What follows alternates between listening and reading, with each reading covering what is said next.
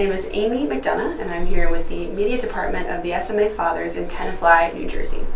Here with me today is Father Francois of the SMA, who is going to share a little bit about his past experiences as an SMA priest. So thank you so much for being here today. How are you doing? Thank you. I'm doing great. Yeah. Thanks be to God. How has Tenafly been so far for you? So far, so good. I was in Canada with our General Superior for a meeting, and after that I said, let me come and take some days of rest here, because years ago I lived in this great nation to study. Since I was in Canada, I said this is an opportunity for me to go come and see some conference and some friends also in the state here. Right. All right. Well, we're so glad to have you. So thanks so much. You're welcome. We'd love to hear just a little bit about you. So maybe where you're from and kind of when or how the church became a bigger part of your life. Yeah, as you said at the beginning, my name is Francois de Paul Hounghe.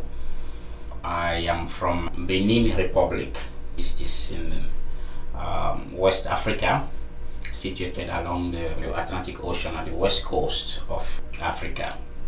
You may know of Nigeria. Nigeria is a big country, and at the west of Nigeria is Benin Republic. It is a French-speaking country, so I speak French. It is the country very dear to our founder, the founder of the Society of African Missions. So that's where I'm from. I was born in a town, the biggest town now, economic capital called Cotonou, but originally from Porto Novo, which is also at the south of Benin. SMA became very, very important in my life at a certain point of my life, when I would say I met Christ. I was still 18 when out of curiosity from a football team, soccer, as you say in the States here, someone gave me the New Testament to read. I was curious because at that time I loved reading. So I read the New Testament from the beginning to the end. I was struck by the life of Jesus Christ, narrated in the Gospels, the 4 Gospels. I was also struck by the life of one particular apostle, Paul, who worked hard to bring the good news he believed in to the nations outside the boundary of Israel. So at that time, I said I will go and know about this Jesus Christ, this person. I got myself registered for the catechism classes. Then I started questioning myself. I said, I would like to be like St. Paul, like Paul. Go to the nations, go to other people to share my faith. That's how my missionary vocation started. And later I was interested into the life of the Braziac, who founded the Society of African Missions. And after a while, without hesitating, I said, this is what I feel called to do. And I started knowing more and more about the Society of African Missions while studying also at the university. And I started really my journey with the SMA in October 1994. Now I'm a priest, 15 years now in the priesthood. I'm very, very happy with my missionary experience, my missionary journey so far. I thank the Lord that met me at a certain point of my life. So questions were around that, around what should I do with my life? What should I become in my life? What am I called to? Questions were born inside me at that time when Jesus really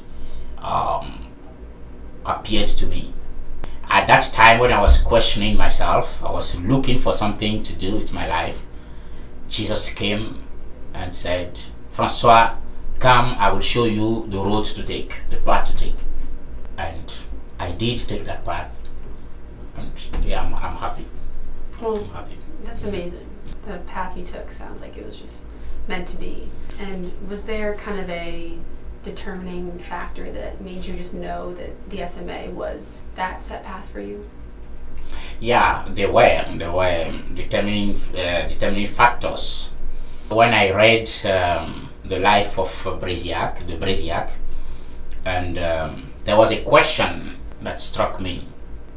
In French, it is written "Qui enverrai-je?", meaning whom shall I send? That was a question, and that question caught my attention. I said, "Here I am, send me, Lord."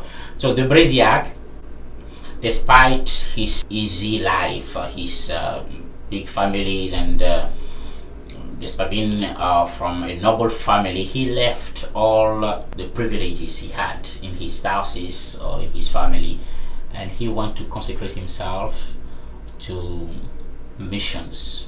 And he said to the most abandoned people who are far from the gospel, people who have not yet heard about the gospel, the good news of Jesus Christ. When I said, okay, if Paul is able to do that, if the Brasiac, Marion de Brasiac was able to do that, why not me? Why not me? Days were going, I became more and more convinced. I will also say that there was a factor in my life that helped me. I see it as a factor that helped really, even though in the beginning it was difficult. My mother was not in support of my vocation. My mother was not in support of my vocation.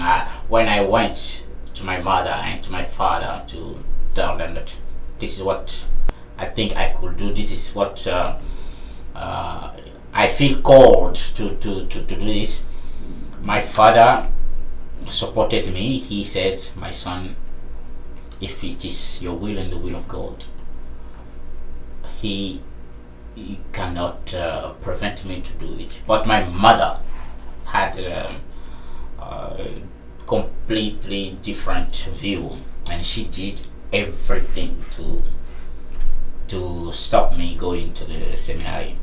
I belonged to a group of youth, and I shared with some of them my difficulties with the family. So they started praying for me. So every week we meet on Sundays to pray. I believe that God had hands into that. I saw the effects of the prayers, because later my mother, who was very against my vocation, became very supportive, and that one also comforted me into my vocation, into my journey. I was not yet priest. I started the seminary, but she was still against it. After 3 years in the seminary, out of 9, she changed her mind, and she became very, very supportive. At the point that herself, she became Catholic. I was not born in a Catholic family. Okay. But myself, when I met Christ and I started living out the values of the Gospels, some of the members of my family became interested and converted, including my mother. She's still alive today, and she's one of the strong members of the Religion of Mary. I thank God for that. So when I think about it, I thank God, and I said, yes, these are factors that nourished my vocation, my determination to go to mission and to do what St. Paul did some 2,000 years ago. Mm-hmm.